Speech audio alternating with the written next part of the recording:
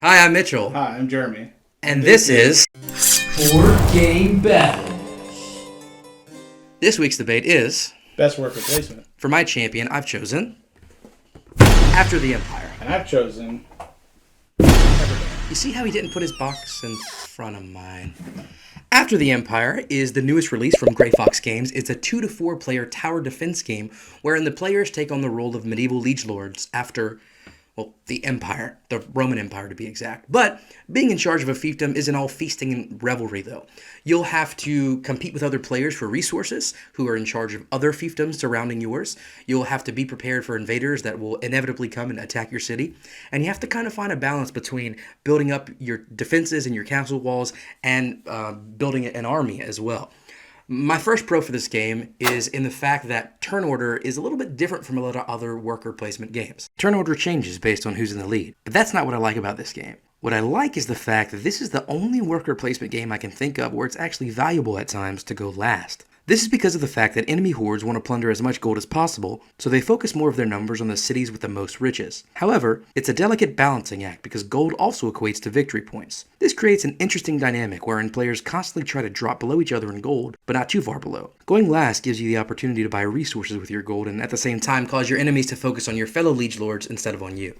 See, changing turn order gets a bit confusing. I personally prefer a game that does round robin. That way everybody gets an equal turn and there's no, arguing about who's in first and who's not. And we have to look up additional rules.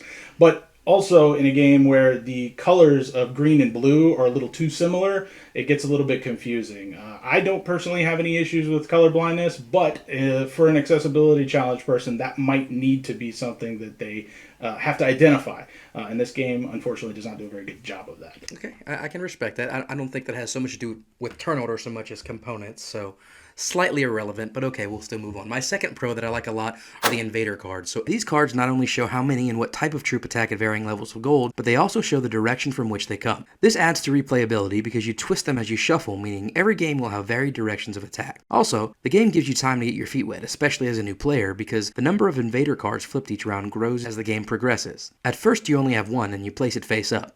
As the seasons pass, more are played, but they remain face down until the actual attack occurs. Yeah, so which way do you flip those cards? It's all relative, right? I mean, the games do say that the directionality in which the card is played is understood by the players is relative to your position at the table. However, when someone flips, if I flip, I might flip top to bottom. Mitchell might flip left to right. So that gets a little confusing and can kind of skew the results. I see that, but my counter to your counter is that at the end of the day, that it's random, so it doesn't matter. Sure, that's absolutely fair. I will argue, though, that the text on the cards is not omnidirectional. So when these cards have to be viewed from different angles, especially if there's text, it's hard to read, especially from across the table with a game hog or table hog such as After the Empire. Another counter to your counterception here. The only text on these cards are going to be numbers. I think you can read numbers upside down, but anyway. The next thing I really like is that there are multiple troop types. So as you're building up your army, you want to have options. To defend your walls and courtyards, you can train soldiers who stick with you for the game but require healing when damaged and food every season. Or you can hire mercenaries who don't need to be healed or fed but leave after each attack. I like having the option between mercenaries who are expendable but expensive and homegrown soldiers who are reliable but require medical attention and food. This is actually a valid pro. I really don't have an argument here. I do like the option to choose permanent workers that you have to manage, food resources to be able to feed them, or you can just hire some kind of temporary guy who's gone at the end of the season. Cool. Yeah, it works thematically as well, which I like as well, Absolutely. which I know you're a big thematic guy, which you'll probably talk about later, but yeah. All right, the next thing I like is the prevention of sandbagging. Because more troops attack the cities with the most wealth, staying behind until the very end is a common tactic. However, the mechanics of the game prevent you from doing that too much because of the siege tracker, which always moves up each round and denotes the lowest possible threat that each city can attract. I actually don't consider this a pro. If anything, it's a con. Reducing the number of choices you have for strategizing against an opponent, because regardless of what you choose to do, you're still going to be held to a minimum threshold. It just seems like it limits the kinds of things that I'm capable of choosing to do, because no matter what I do, even if I focus heavy on the defense of the building, but maybe not necessarily growing out my tableau, I'm still going to be held to the same defense standards that everybody else is. Well, I mean, I feel like that's like saying if a game has too many rules, then it makes it stuffy, but I mean, that's part of board games. Well, Yeah. I mean, that's pretty accurate, actually. I guess that's a difference of opinion right there. Sure. Anyway, into my last pro, which is a big one, and I've saved it for last, and that's the city defenses. This is by far the coolest part of the game. After each worker placement phase, all players must face the onslaught of barbarian invaders against their walls, and there are two main ways to upgrade those walls: by converting them to stone, which holds higher HP slots, or by adding turrets, which damage invading troops before they can reach your walls. Yeah, so this is another one that I don't really have an argument against. This is probably my favorite part of the game. Building the castle with little blocks is pretty fantastic. I will argue that the little cubes don't fit very well into the castle wall, and the cubes that represent your troops, good luck getting more than 2 or 3 of them to stay on a single wall. And if you bump the table, everything's going everywhere. I do get that. I understand that. That was one of my biggest complaints about the game, that those little troop cubes didn't fit well. But in the Kickstarter version, they were plastic standees, and GameFound just recently had an upgrade pack you could purchase that I did back that'll bring this version to the Kickstarter version. So I think that'll help. And there are also realistic resource cubes that I think would help with some of those tolerance issues. Well, anyway, that was my last pro. So we can go ahead and move on to Everdell. Actually, I have one more thing to say about After the Empire. So aside from the kind of medieval fiefdom theme to it, there isn't a whole lot of story, so to speak. I feel like the game would benefit from some additional licensing, maybe from Lord of the Rings or Game of Thrones. Just something to make me care about these particular people in this city, in this fort in the middle of nowhere that at the moment I don't really care about, aside from winning against my opponent, Mitchell. Well, the thing is, first of all, I'm your only opponent. You're only ever going to... Your goal in this game is to defeat me. It is not now. to... Okay, yeah. Back to the relevant point. So there is some theming. Each player mat has a different biome, like forest or tundra, and they do have names, but it is minimal. And here's my thing. I'd rather a lot of game with a little bit of theme than vice versa. I know you and I may not agree on that, but that's my counter-argument to your random counter-argument that had nothing to do with what I was saying. So unless you have more random negative stuff to spit at my game, now can we move on to Everdell? Yeah, sure. All right, let's go. All right, so this is Everdell. Everdell is a 1-to-4 player worker placement game by Starling Games, designed by James A. Wilson with art by Andrew Bosley. In Everdell, you're going to be settling and developing a city under the branches of the Evertree. You're going to compete against other players for resources, for critters, for constructions for those critters, creating an economy and jobs for those little critters to inhabit. My first pro for this game is the worker placement options. While there are many options, most involve gaining a resource type or drawing additional cards. It's straightforward, but the most valuable of these can only be occupied by one player, though I've never felt a placement was wasted, as I can always use More of a particular resource, a card, or just raw victory points.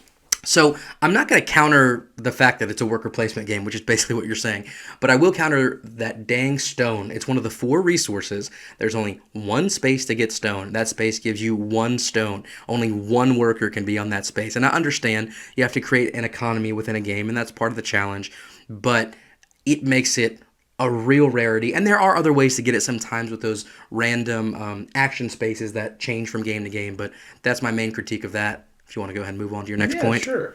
So hand management. Despite there being a hard cap of 8 cards in your hand, I've never felt like you didn't always have a use for those cards, even if it meant they weren't to be used in your city. With worker placement locations on the board that allow you to discard to gain additional resources per number of cards discarded, nor do I feel like you're just discarding to discard. There's always a benefit.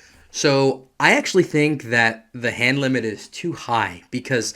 Okay, this is one of the very few games that gives me analysis paralysis. Every time I get a new card, I have to check it against, at least for my strategy, every card in the meadow, all of the achievements up on the tree, and then like cross-reference to see what card is going to match with which, and it's just way too much for my liking. I generally like whenever games make you think deeply, but this one is a little bit too much for me. Sure, that's fair. Yeah, it is fair, because I'm right. Go ahead, do your next one. So, my next point, play cards for free. Constructions typically have a resource cost. But certain cards allow you to play these either at reduced cost or completely free. I have no counter arguments to this. This is the best part of the game, in my opinion. It's really cool. You put the little doors on there to show that it's inhabited. I like it. It's cute. Go ahead. So my next point, city growth. Each card you Play typically make every other card in your city more valuable. There is a limit of 15 cards within your city, but there are many stacked on top of each other, and others that can be played outside your city, like the Wanderer. This becomes a game of balance, as there are only a handful of cards that allow you to remove a critter or construction from your city to make space for other cards to be played. All of this city growth would be exclusively for victory points, if not for the event cards or tiles. There are goals to have specific combinations of critters or constructions in your city, all of which provide additional points at the cost of a worker placement for a season. Careful planning will allow you to claim these without interruption to your resource gathering. So I think that the city limit is kind of frustrating. So you can have 15 cards, right? There's so much going on in this game that it's really hard to plan that out. And whenever you get to the point where your city is maxed out, it leaves very little for you to do other than, you can discard cards a couple times to get victory points, but other than that, you can kind of just pass and you're done. And it's kind of anticlimactic ending sometimes if you don't do your hand management correctly. Yeah, I suppose. I would argue that doesn't happen until towards end game, usually the final season. Yeah, but that's like a third of the game. Yeah. Okay. So my next point is passing seasons. Once you are unable to either place a worker or play a card, you can choose to retrieve your played workers and gain an additional amount of workers depending on the season. In addition to special actions that either reactivate all of your production cards or reserve 2 cards from the meadow where players can shop for critters and constructions they'd like to play to their city. So I do like the passing seasons mechanic. It kind of reminds me of viticulture in a way, and you're all going to different seasons at different times. Also reminds me of Tapestry with the different income turns. But I do think it's a little bit punishing in the first season to only start with 2 workers. Most people, I would say, maybe not most, but a lot of people will typically only have 2 turns in that first season unless they get lucky with the cards and they have some really cheap cards, which means that they're going into that next season, which is going to activate all your green cards, right? And if you don't have any green cards out, it's like you're wasting that whole action, and it's punishing to start off that way, I'll say that. Sure. So my final point is going to be adorable critters and artwork. This should be obvious at this point. But the game is just gorgeous. Each critter is unique and drawn to what one would assume is their job role. Turtle, he's considered wise and slow, so he's the judge. Constructions are built into tree stumps, under mushrooms, or out of roots. As one would expect of woodland creatures, they've made use of their surroundings and built to suit their needs. I have a lot to say on this topic. Yes, Everdell is beautiful. It's eye-catching, the box art, and all of that. It's got that tree, but not super player-friendly. Let's start small with those cards, all right? Some of the cards have action spaces that you can put your worker on. Some of those cards have a sign that say open, meaning that other players can put their worker there. To signify this, there's a sign that is that big. Literally, I'm almost not exaggerating. It's about that big. I can barely see that in my own tableau, much less if it's in somebody else's city. Now, I do know one of the expansions has little cardboard standees to signify that, but we're talking base game, and also, sometimes I even forget if a sign is on a card because it's so small, so I probably wouldn't remember to put that there either. Secondly, that tree. It's big and it's pretty, but first of all, if you're playing with 4 players, that pretty much means that one person sees the back of the tree and can't see the board. Tree here, player, and then a player over there. Even at 3 players, that happens sometimes. Whenever I first played it with Jeremy and his wife, Jamie, Jeremy was like on the other side of the table. So secondly, if you're having to see those objectives that are on the tree, they're like just above eye level. And so you're constantly having to do this, which what I said earlier with having to match all these cards, it just makes it that much harder. Also, your workers sit up there, and I guess they technically don't have to sit up there, but especially in higher player counts, they're getting knocked over like crazy. And especially for an organization crazy person like Jeremy, I'm sure it's hysteria trying to get them to look nicely on there. That's the end of my counters here, and we had enough negativity, so let's get into some positivity. What I like about Everdell, kind of on that same topic, yes, it is very, very beautiful, but the thing I like most about it is that it has these unique mechanisms that you sometimes see in other games, but it all combined in one. The passing into seasons, the varied player turn amount, the fact that you can kind of choose if you want to stay here or move on, like I said, kind of in Tapestry. Lots of unique things put under the umbrella of one game. So, Jeremy, it's your turn to tell me something positive about After the Empire.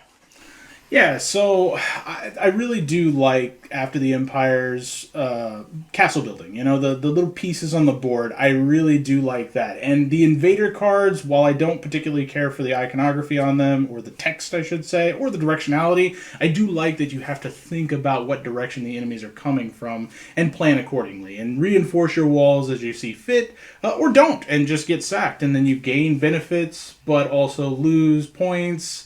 The other thing that I really do like about it is that I'm a very visual person. I like the tactile feel of it, the plastics of the walls, and like Mitchell had mentioned before, there is an upgrade kit that I personally would absolutely buy to deluxify my game if I purchased After the Empire, because I do really like that, and those are actually textured for wood and stone and iron, so that would be a must-have for me. Gotcha. Yeah. Well, that's the end of our discussion. Now it's in your hands. We'd love to see some comments and some discussion continuing below the video. There's a ballot underneath in the doobly-doo for you guys to vote. Next week, Jeremy will be back. We'll read your comments and announce the winner. We have a lot of cool stuff in the pipes. Jeremy had some awesome ideas for his own channel that he'll be creating. One of the things he'll do is some playthroughs of the two games that are coming up in future board game battles. So if you haven't played the games, you can maybe watch through that and be a little bit more prepared to participate in the discussion. But if you haven't played these games, that's okay. You can talk about what you've seen here, or if you have played them, you can talk about your own personal plays, maybe things we didn't bring up. So excited to hear from you guys. Thanks for tuning in. I'm Mitchell.